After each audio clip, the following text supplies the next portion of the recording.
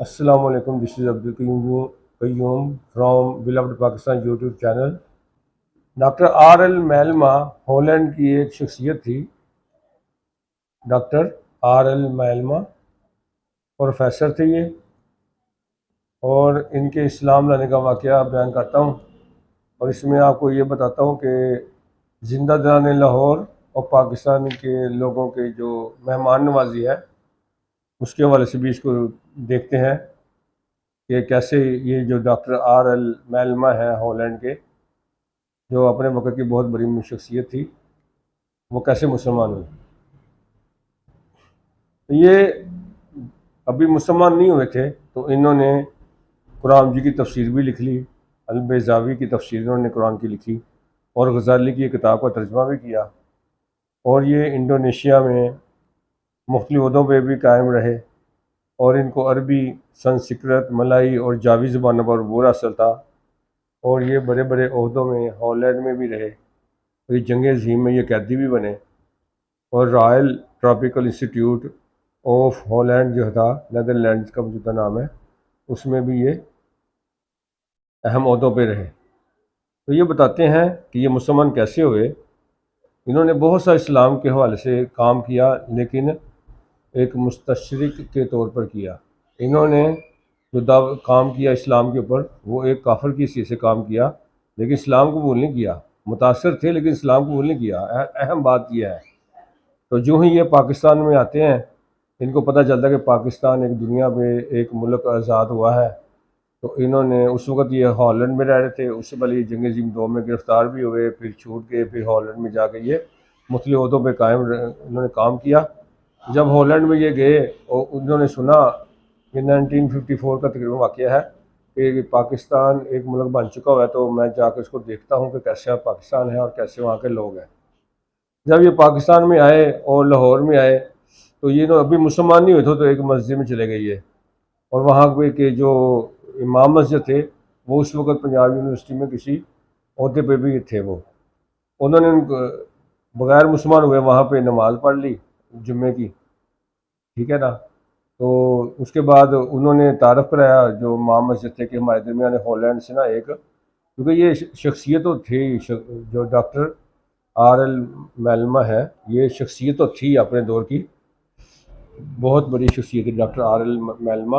और इसको जो है यूरोप में और मिस्र में और इंडोनेशिया, मलेशिया वगैरह में एक मुकाम हासिल था, हाँ जी, मुस्तशरिक की हैसियत से। लेकिन जब इन्होंने देखा तो ये ख़ुद अपनी किताब में लिखते हैं, जिसका तर्जुमा ये है, मैंने अपने आप को उसी रोज़ मुसलमान समझना शुरू कर दिया था जब एक जुम्मे के दिन मुझे एक मस्जिद में नमाजियों से मिलने का मौका मिला और उसके बाद अनगिनत दोस्तों से मुसाफा करना पड़ा, जो गर्चा मेरे लिए अजनबी थे। ये लाहौर के लोगों की पहले बात कर रहे हैं। ये जो गर्चे मेरे लिए अजनबी थे, मगर उनके बेपनाह तपाक में सगे भाइयों की मोहब्बत झलकती थी। उसके बाद मेरे दोस्त मुझे एक छोटी मस्जिद में ले गए। वहाँ एक ऐसे साहब खुतबा देते थे जो रवानी से अंग्रेज़ी भी बोल सकते थे। इमाम मस्जिद के मतलब बात हो रही है, और जो पंजाब यूनिवर्सिटी में उस वक़्त एक अहम ओहदे पर थे। उन्होंने नमाजियों को बताया कि इस इज्तिमा में अंग्रेज़ी अल्फाज ज़्यादा इस्तेमाल करने की वजह यह है, यानी इमाम मस्जिद बता रहे हैं, क्योंकि उनको अंग्रेज़ी आती थी। तो उन्होंने बताया कि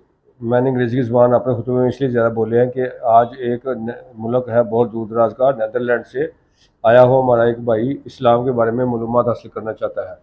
बहरहाल हताब खत्म हुआ तो पहले इमाम की इब्तिदा में 2 रकातें पढ़ी गई। ये खुद लिख रहे हैं मैलमा, प्रोफेसर मैलमा। और बाद में इनफरादी तौर पर लोगों ने चंद रकातें अदा की। मैं उठकर बाहर निकलने ही वाला था तो ख़तीब जो थे मस्जिद के, उन्होंने कहा, हाँ जी, कि आप लोग आपको को सुनना चाहते हैं। खैर मैं उठा और माइक्रोफोन के साथ जाकर मैंने ख्यालात का इज़हार करने लगा। मैं अंग्रेज़ी में बात कर रहा था जबकि अल्लामा साहब उसका तर्जुमा कर रहे थे। मैंने बताया कि मैं एक ऐसे मुल्क से आया हूँ जहाँ बहुत ही कम मुसलमान हैं, यानी कि हॉलैंड के मतलब बता रहे हैं, जिनका मौजूदा नाम नैदरलैंड है। बहुत कम मुसलमान रहते हैं। मैं उनकी जानिब से और अपनी तरफ से आप हजरात को हदिया सलाम और तबरीक पेश करता हूँ। आप अपनी ज़ात व खुद मुख्तार इस्लामी रियासत के मालिक हैं और इस रियासत ने गुज़श्ता 7 बरसों में, यानी जिस वक्त की बात हो रही है, गुज़श्ता 7 बरसों में खासा इस्तेहकाम हासिल कर लिया। खुदा ने चाहा तो एक रोशन मुस्तक़बिल आका मुंतज़िर है।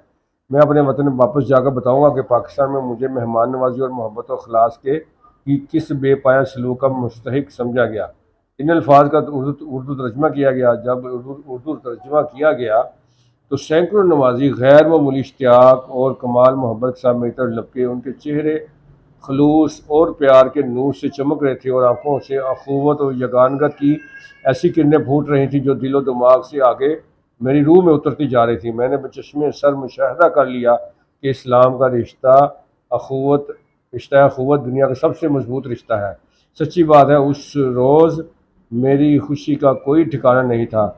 यूँ पाकिस्तान के मुसलमानों ने मुझ पर यह साबित कर दिया कि इस्लाम महज कवानीन का एक मजमूआ नहीं बल्कि मोहब्बतों का रवां दवां जमजमा भी है, जो प्यासी रूहों को शराब करता है और वीरान दिलों में सदाबहार फूल खिलाता है। यह आला अखलाक की कदरों का वो हसीन गुलदस्ता है जिससे मुसलमान सबसे पहले नवाजा जाता है। यूँ ईमान और इल्म की रोशनी ने मेरे दिलो दिमाग को भी मुनव्वर कर दिया और मैंने इस्लाम कबूल कर लिया। माशाल्लाह, ये थी बात। देखिए, एक बंदा पूरी दुनिया फिरा, उसने यूरोप फिरा, उसने मलेशिया, इंडोनेशिया जंगी जंजीम में कैदी बना, बड़े बड़े उहदों पे रहा और इस्लाम की बेज़ावी की तफसीर भी लिखी।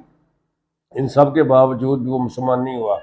उसके नसीब में था यहाँ मुसलमान होना। उसका नसीब में था कि लाहौर के लोग उसको वेलकम करें, एक मस्जिद में वेलकम करें। तो ये आज की एक अहम तहरीर थी जो आपको मैंने सुनाई।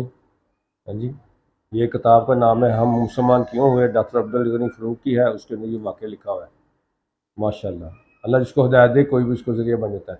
वैसे भी लाहौर जो है ज़िंदा दरानी लाहौर, और उसकी एक खूबी तो है कि यहाँ के लोग मेहमान नवाज़ है, ये बाहर के आने वाले लोगों को वेलकम कहते हैं। अस्सलाम वालेकुम, Bilawal Pakistan YouTube channel, please like subscribe and share also. Thank you very much. अस्सलाम वालेकुम।